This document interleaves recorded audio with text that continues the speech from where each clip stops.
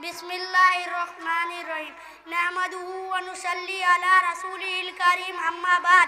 محترم بزرگوں اور دوستوں، قرآن میں اللہ تبارک و تعالیٰ نے ہمارے نبی صلی اللہ علیہ وسلم کو اس بات کا حکم دیا کہ اللہ سے یہ دعا مانگے کہ اے میرے رب میرا علم بڑھا دیجئے، کیونکہ علم ایک ایسی چیز ہے جو بندوں کو خدا کی پہچان کراتا ہے. علم اللہ کا خوف بڑھاتا ہے. علم ایک روشنی ہے جس سے جہالت کے اندھیرے ختم ہو جاتے ہیں. علم ایسا مخلص دوست ہے جو کبھی دھوکہ نہیں دیتے بلکہ وہ انسان کی حفاظت کرتے ہیں.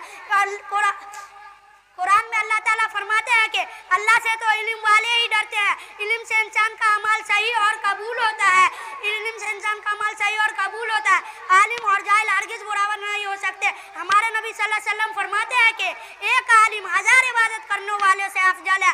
آپ صلی اللہ علیہ وسلم فرماتے ہیں کہ جس کو اس حالت میں موت آئی کہ وہ اسلام کو زندہ کرنے کے نیت سے علم حاصل کر رہا ہو تو جنت میں اس کے اور انبیاء کے درمیان صرف ایک درجے کا فرق ہوگا. اللہ تعالی ہم سب کو علم دین سیکھنے سکھانے کی توفیق عطا فرمائے. آمین. وآخر دعوانا الحمدللہ رب العالمین.